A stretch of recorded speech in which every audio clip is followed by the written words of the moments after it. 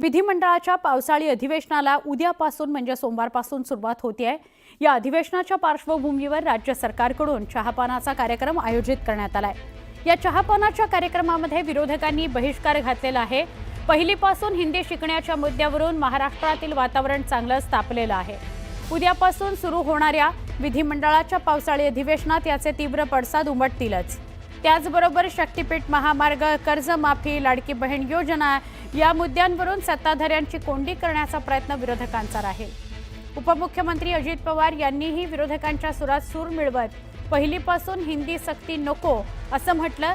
त्यामुळे सरकार हिंदीच्या सक्तीवर ठाम आहे। सरकारच्या या निर्णयाविरोधात सभागृह आणि सभागृहाबाहेर संघर्ष करण्याची जोरदार तयारी विरोधी पक्षानं केली आहे। यामुळे हे अधिवेशन पहिल्या दिवसापासूनच वादळी ठरण्याची शक्यता आहे।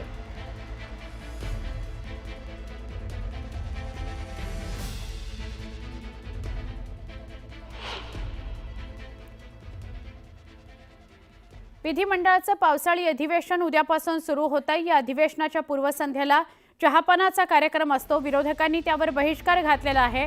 आतापर्यंत कळत नव्हतं विरोधकांची भूमिका काय आहे। महाविकास आघाडीची बैठक आहे इतकंच कळत होतं, पण विरोधकांनी बहिष्कार टाकलेला आहे। सत्ताधाऱ्यांनी राज्यातील जनतेची फसवणूक केली, त्यांच्या चहापानाला उपस्थित राहणं योग्य नसल्याचं कारण विरोधकांनी दिलेलं आहे। शक्तीपीठ महामार्ग हा फक्त कंत्राटदारांकरता बांधण्यात येत असल्याचा आरोप त्यांनी केलाय। तर कर्जमाफीच्या मुद्द्यावरून मतं मिळवण्याकरता राज्यातील जनतेची फसवणूक केली, दिशाभूल केली असंही विरोधकांनी म्हटलंय। त्रिभाषा धोरणावरूनही सत्ताधारी राज्यातील जनतेची दिशाभूल करत असल्याचा आरोप विरोधकांनी केला। या सरकारने मुख्यमंत्र्यांनी ठेवलेल्या चहापानावर बहिष्कार टाकण्याचा निर्णय आम्ही घेतलेला आहे। कारण ज्या पद्धतीनं सत्ताधारी पक्षांची मस्ती वाढलेली आहे, एक बबनराव लोणीकर सारखे आमदार, जे मंत्री राहिलेले कॅबिनेट मंत्री हे सांगतात तुमच्या पायातले बूट, तुमच्या पायातले चप्पल, कपडे सुद्धा सरकारने दिलेले, अशा प्रकारची मस्तीची भाषा म्हणजे ब्रिटिशाची ही सुधारित अवलाद आहे। तीन दिशेला तीन तोंड आहेत। एकामेकांमध्ये भांडण आहेत, मग ती बंगल्यांवर नसतील, गाड्यांवरनं आहेत। कुठच्या जिल्ह्याचे कोण मालकमंत्री बनणार, कोण पालकमंत्री बनणार, या खात्यातून त्या खात्यात पी येतात की नाही येत। आणि मग हेच नाही तर मुख्यमंत्र्यांसमोर जाहीरपणे हे पण सांगतात की माझा फंड ह्यांनी चोरला, त्यांचा फंड त्यांनी चोरला। कदाचित त्यांच्यामध्ये देखील अजूनही थोडं एक कोऑर्डिनेशनची गरज आहे आणि म्हणून आम्ही हा निर्णय घेतला की चहापानाच्या कार्यक्रमामध्ये एकामेकांची तोंड तरी बघतील ते।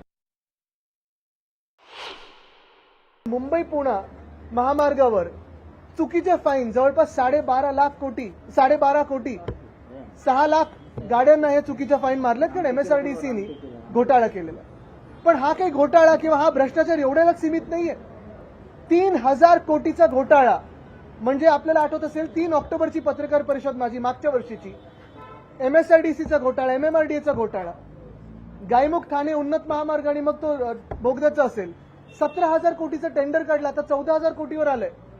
हेच 3,000 कोटी असतील किंवा हे सगळे जे पैसे प्रत्येक कॉन्ट्रॅक्टमधून, लाडक्या कॉन्ट्रॅक्टर ह्या स्कीममधून जे काढलेले आहेत, तेच पैसे अनेक राजकीय व्यक्तींना फोडण्यासाठी वापरले जातात। आपण पाहतो एकंदर महाराष्ट्रामध्ये कोणी हॉटेल घेण्याचा प्रयत्न करते, कोणी मंत्री छत्रपती संभाजीनगरमध्ये। दुसरं एक पाहिलं असेल ज्वलंत हिंदुत्वाचं उदाहरण म्हणजे बुमरे याच्या ड्रायव्हरनी सलारजंगची प्रॉपर्टी फुकटात घेतलेली आहे। हे अशा अनेक गोष्टी आहेत। पण भ्रष्टनाथांची जी एशनची गट झालेला आहे, त्या गटामध्ये अनेक भ्रष्टाचाराचे आता केसेस पुढे यायला लागले आहेत। आमचा साधा सोपा प्रश्न हाच आहे की मुख्यमंत्र्यांना हे दिसतंय की नाही दिसत आहे। शेतकऱ्यांची संपूर्णतः कर्जमाफी देतो म्हणून सांगितलं आणि आता समिती नेमत बसले, म्हणजे बळीराजाला फसवण्याचं पाप करणारे हे सरकार आहे। ज्या बळीराजाच्या भरोशावर खातात आणि त्या बळीराजाला म्हणतात तुझ्या अंगावरचे कपडे आम्ही दिलेत, तुझ्या पायातले चपला आम्ही दिलेत, तुझ्या बापाला दिलं, तुझ्या मायेला दिलं, अशा प्रकारचे घाणेरडी भाषा वापरून समस्त शेतकऱ्यांचा अपमान करणारे सरकार आहे। की खरं तर हे वक्तव्य माजी मंत्री असलेल्या लोणीकरांनी केलं आणि या संदर्भातली पुढची भूमिका आमची काय राहील ते आम्ही ठरवू। पण अशा मनोवृत्तीच्या, विकृत मनोवृत्तीच्या विचार असलेल्या सरकारच्या चहापाण्याला जायचं का?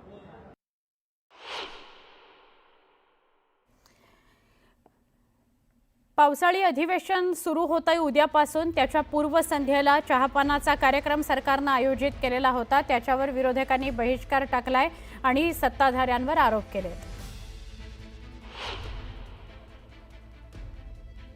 टक्केवारी आणि जिल्हे वाटण्याच्यासाठी एकमेकाशी भांडत आहे.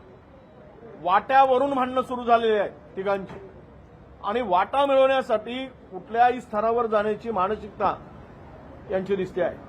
म्हणजे एकमेकाच्या खात्यावर निधीवर डोळा ठेवू नयेत, हे डोळा ठेवून यासाठी आहेत की यांना डोळा मारून घ्यायचा आहे, म्हणून एक दुसऱ्याच्या खात्यावर. यांना जनतेच्या कामावर डोळा ठेवायचा, जनतेच्या प्रश्नावर यांचा डोळा नाही आहे. यांचा डोळा कुठे आहे तर निधीवर डोळा आहे. अधिकाधिक निधी मिळवायचा आणि त्यातून आपली टक्केवारी काढायची. त्रिभाषा धोरणाविरोधात विरोधक एकवटलेले आहेत. अधिवेशनाच्या आदल्या दिवशीच रस्त्यावर उतरत सरकारच्या निर्णयाची होळी करण्याचा निर्णय विरोधकांनी घेतलेला आहे. मराठी भाषा केंद्रातर्फे पुकारण्यात आलेल्या या आंदोलनामध्ये शिवसेनेचे उबाठाचे पक्षप्रमुख उद्धव ठाकरे यांच्यासह इतर राजकीय पक्षाचे प्रतिनिधी उपस्थित राहणार आहेत. वांद्रे आणि दादर विभागात या शासन निर्णयाची होळी करण्याचे आदेश उद्धव ठाकरे यांनी पक्षाला दिले. दुसरीकडे 5 जुलैला होणाऱ्या मुंबईतील मोर्चाकरता महाराष्ट्र नवनिर्माण सेनेसह शिवसेना ठाकरे पक्षातील प्रमुख नेत्यांवर नियोजनाची जबाबदारी दिली आहे. त्रिभाषा धोरणाविरोधात मनसे शिवसेनेसह अन्य संघटनांनी राज्यभरात आंदोलन सुरू केलेलं आहे. मनमाडमध्ये शिवसेना उबाठा रस्त्यावर उतरली आहे. शहराच्या छत्रपती शिवाजी चौकात उबाठाकडून शासन निर्णयाची होळी करण्यात आली. दुसरीकडे अकोल्यामध्ये अखिल भारतीय मराठी महासंघाच्या वतीनं त्रिभाषा धोरणाविरोधात स्वाक्षरी मोहीम राबवण्यात आली. शहरातील जुन्या इन्कम टॅक्स चौकात फ्लेक्स उभारून महाराष्ट्र शासनाच्या निर्णयाच्या निषेधार्थ स्वाक्षरी मोहीम राबवली गेली.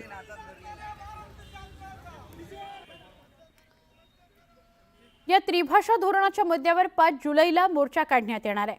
या मोर्चामध्ये सहभागी होण्याकरता मराठी मालिका आणि चित्रपटाचं शूटिंग बंद ठेवण्याचं आवाहन मनसे चित्रपट सेनेनं केलेलं आहे. ज्या मराठी भाषेमुळे प्रेक्षकांमुळे आपण मोठे झालो त्याची आठवण आणि कृतज्ञता म्हणून सगळ्यांनी 5 जुलैला मोर्चात सहभागी व्हा असं आवाहन मनसे चित्रपट सेनेचे अध्यक्ष अमेय खोपकर यांनी केलेलं आहे. मनसेच्या आंदोलनाचा भाग म्हणून रोज मराठीच्या बाजूनं मत व्यक्त करणाऱ्या लोकांचे बॅनर मनसेकडून लावले जात आहेत. मुंबई उपाध्यक्ष यशवंत किल्लेदार हे बॅनर लावत आहेत. आज त्यांनी भाजपचे मंत्री अशोक उईके यांनी मराठीबाबत घेतलेली भूमिका यावर बॅनर स्वरूपामध्ये मांडलेली आहे. उईके यांची हे भाजपचे आहेत उईके आणि आदिवासी मंत्री अशोक उईके यांची मराठी संदर्भातली भूमिका त्यांनी बॅनरवर मांडलेली आहे. यशवंत किल्लेदार यांनी सक्तीच्या विरोधात मांडलेली आहे. त्याला सकारात्मक आणि पोषक अशा सगळ्यांच्या ह्या कोट आहेत, प्रतिक्रिया आहेत. तर मला वाटतं की नागरिकांना ह्या कळाव्यात या उद्देशाने मी त्यांचे बॅनर लावलेले आहेत. तसंच अशोक उईके जे आदिवासी मंत्री आहेत ते असतील भाजपचे, पण त्यांनी देखील हेच सांगितले की मला मराठी शिवाय दुसरी भाषा हिंदी येतच नाही, माझ्या आईने मला मराठीच शिकवलेली आहे. अशा पद्धतीचा त्यांचा जो कोट आहे तर त्याचा एकंदर अर्थ हाच होतो की आमच्या भूमिकेला कुठेतरी तो साधर्म असणाराही त्यांचा कोट आहे. आणि ते जरी भाजपाचे मंत्री असतील तरी त्यांचं अंतर्मन आमच्या भूमिकेशी सहमत आहे आणि हे लोकांना कळू दे ह्या उद्देशाने तो बॅनर लावलेला आहे.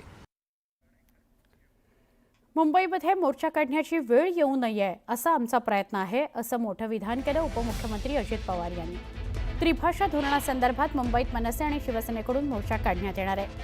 5 तारखेला काढण्यात येणाऱ्या मोर्चात उद्धव ठाकरे आणि राज ठाकरे सहभागी होणार आहेत. अशातच मोर्चापूर्वी अजित पवारांनी केलेल्या विधानामुळे हा निर्णय मागे घेतला जाण्याची शक्यता वर्तवली जाते. की पहिलीपासून इंग्रजी आणि मराठी जे इंग्रजी शाळेत शिकतात त्यांनी इंग्रजी मराठी त्याचं शिक्षण घ्यावं, 5वीपासून हिंदी सुरू करावं.